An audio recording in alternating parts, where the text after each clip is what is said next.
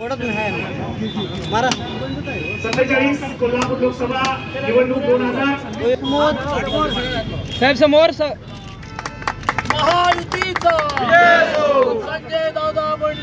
माननीय राजेशी क्षीरसागर, सन्माननीय समरजित सिंह घाडगे, माजी आमदार माननीय के पी पाटील साहेब। लोकसभेच्या निवडणुकीची रणधुमाळी खऱ्या अर्थानं आता सुरू झाली आणि म्हणून हिंदू धर्माप्रमाणे 3.5 मुहूर्तापैकी एक मुहूर्त आणि सगळ्यात पवित्र मुहूर्त हा गुढीपाडवा आपण मानतो। या गुढीपाडव्याच्या मुहूर्तावर मान्यवरांच्या उपस्थितीमध्ये या मध्यवर्ती कार्यालयाचा आज शुभारंभ झाला आणि परवापर्यंत अगदी माझं कौतुक करणारे जे नेते आहेत कोल्हापूर जिल्ह्यातले, आता त्यांना मी अचानक चुकीचा वाटायला लागलो, नालायक वाटायला लागलो, भेटत नाही म्हणायला लागले। परवापर्यंत माझं कौतुक करत होता। 2026 पर्यंत कोल्हापूर जिल्हा आज संजय मंडलिकांच्या नेतृत्वाखाली अतिशय आघाडीवर असेल अशा पद्धतीची भाषणं तुम्ही करत होता आणि निवडणुका लागल्या आणि मग तुमची सगळी मतं बदलली। तुम्हाला निवडणुका लागल्यावर लक्षात आलं आता निवडणुकीला तुम्हालाच उभारा लागणार आहे आणि मग तुम्ही आता ठरवलं की आता आपण काय उभारायचं नाही, मग कुठला तर राजकीय बळी आपण शोधला पाहिजे आणि मग शाहू महाराज साहेबांनी त्यांनी गळ गाठली। महाराज साहेब उभा राहिले आणि महाराज साहेब उभारल्यानंतर प्रत्येक जणाला त्या गादीचा सन्मान आहे आणि म्हणून प्रत्येक जण म्हणाला महाराज साहेब उभारलेत आता कसं करायचं। तर आमच्या उत्तम कांबळेंनी माझं ते कोडं सोडवलं।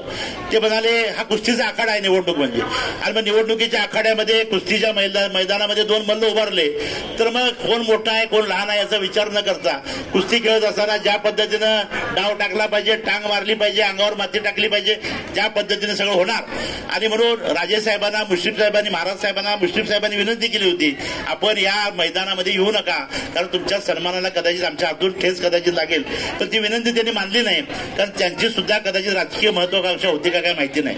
ज्या पद्धतीनं या कोल्हापूरच्या गादीवरती वारसदार म्हणून आले त्याच पद्धतीनं सुद्धा एक प्रकारचा हा राजहट्ट आहे की आपण लोकसभेला सुद्धा जावं आणि म्हणून हे सगळे राजहट्ट पुरवण्यासाठी काय कोल्हापूरची जनता राहिलेली नाही। या कोल्हापूरच्या जनतेला विकास पाहिजे आहे आणि विकासाच्यासाठी मोदीजींचे हात बळकट करण्यासाठी या निवडणुकीला महायुतीनं मला उमेदवार उभा केलेला आहे आणि माझी आपल्या सगळ्यांची साथ मला आवश्यक आहे। आणि मग माझ्या मित्रांचं कालचं भाषण मी वृत्तपत्रामध्ये ऐकलं, ते म्हणतात आता महाराज साहेब जर खासदार झाले तर प्रत्येक ठिकाणी तालुक्याच्या ठिकाणी प्रचार कार्यालय आम्ही उभा करणार आणि कुणालाही पत्र लागली तर त्यांच्या सहीची पत्र मी ते ठेवणार। मला वाटतं अजिंक्यताराच्या वेगवेगळ्या शाखा काढण्याचा प्रयत्न आमच्या मित्रांचा आहे आणि एक खासदारकी सगळी जी आहे ती त्यांना आपल्या घरामध्ये वापरायची आहे।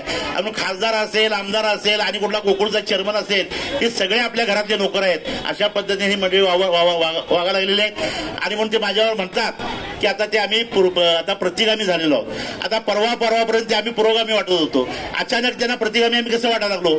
मागच्या निवडणुकीला सुद्धा आम्ही शिवसेना भारतीय जनता पक्षाचा उमेदवार होतो, त्याने आपण होऊन आपलं ठरलंय पण माझ्याबरोबर भूमिका घेतली। आता का घेतली, आमचे मुन्ना साहेब कुठे गेले, का घेतले आपल्या सगळ्यांना माहिती आहे। आणि मग त्यांनी भूमिका बदलली की ते सगळं बरोबर आणि दुसऱ्यानं भूमिका घेतली तर मात्र चूक। अशा म्हणणाऱ्या प्रवृत्तीला या निवडणुकीमध्ये थांबवायचं आहे।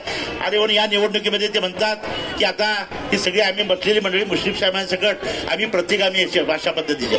खरं म्हटलं तर कोल्हापूर जिल्ह्यामध्ये जन्माला आलेला प्रत्येक नागरिक हा शाहू विचारांचा आहे। इथल्या हवेमध्ये, इथल्या पाण्यामध्ये, इथल्या DNA मध्ये प्रत्येक जण शाहू विचाराचा माणूस आहे आणि छत्रपती शाहू महाराजांनी अनेक कामं केली, त्यामध्ये धरणं बांधले असतील, वसतिगृह केले असतील, पण सगळ्यात महत्वाचं जर काम कुठलं केलं असेल तर प्रत्येक घराघरामध्ये त्यांनी शाहू विचाराचा माणूस निर्माण केला आणि म्हणून कोल्हापूर जिल्हा हा पुरोगामी आहे, कोल्हापूर जिल्हा समतेचा पुरस्कार आहे।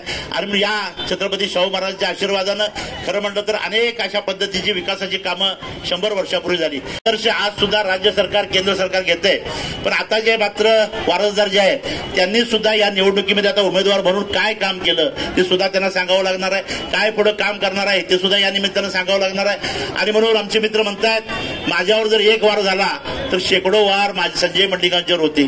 आता ही जर ताकद बघितली तर शेकडो आहे का हजारो आहे त्यांनीच समजून घ्यावं एवढं मला सांगायचं आहे। ते नेहमी सांगतात की थेट पाईपलाईननं पाणी आम्ही आणलं।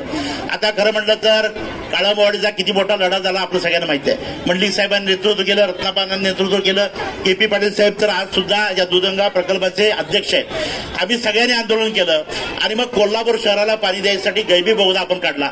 गैबी बोगदा काढल्यानंतर थेट पाईपलाईन पाणी सुद्धा यातूनच द्यावं अशा पद्धतीचं घेतलं आणि मग इथं आता सांगितलं जाते आता पाणी थेट पाईपलाईन आलं। आम्ही त्या पहिल्या अभ्यंग स्नान त्यांनी एकदा केलं। कोल्हापूर शहरातली माणसं म्हणतात एकट्यानेच आंघोळ केली, आम्ही काय अजून आंघोळ केलेली नाही। आणि मग हे सगळे प्रश्न जर आपण बघितले तर या मंडळीने या काळामध्ये खरं म्हटलं तर टीका टिप्पणी करण्यामध्ये आम्हालाही रस नाही. पण आता निवडणुकीच्या आखाड्यात आल्यानंतर आणि समोरच्या बाजूने वार वाढल्यानंतर आम्ही कोल्हापूरकर आहोत हे त्यांनी लक्षात ठेवावं.